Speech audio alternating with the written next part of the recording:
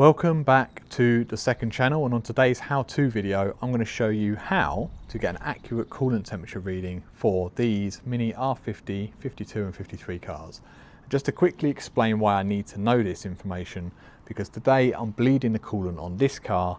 I need to really know at 90 degrees when my thermostat's opening, 105 degrees when the first stage fan should kick in, and at 110 degrees when the second stage fan should kick in.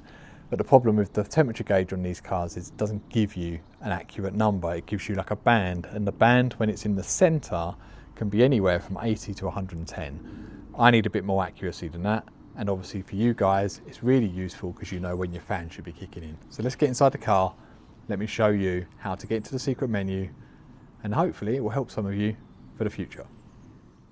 Now, to get an actual coolant reading is difficult on these cars because this is hugely not inaccurate, but has a wide range. So when that sits in the middle, it could be anywhere between 80 degrees and 110, and you're not going to know any difference. But if you want an actual reading to make sure that your fans are working properly, this is what you're going to need to do.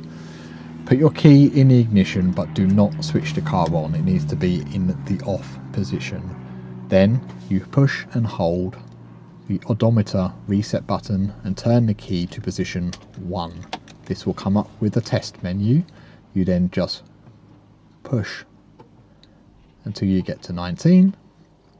Then it will leave it and it will enter the menu. It will say L off, on. When it goes to back off, you push it again.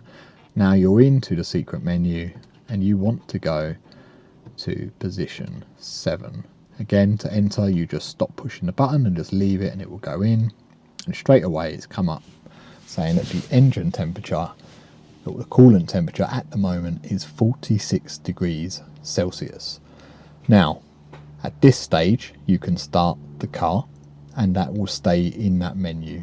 Once you've turned the ignition off, it will exit that menu, and to then go back into it, you need to redo this process again. Hopefully, that has been of some use to some of you. If it has, then don't forget to leave a like on the video, put a comment down below, and subscribe to the channel. If you like R53, R50 and R52 cars and you're into projects, don't forget to go and check out the main channel. A link to that will be in the description. Thanks for watching, and I will catch you on the next video.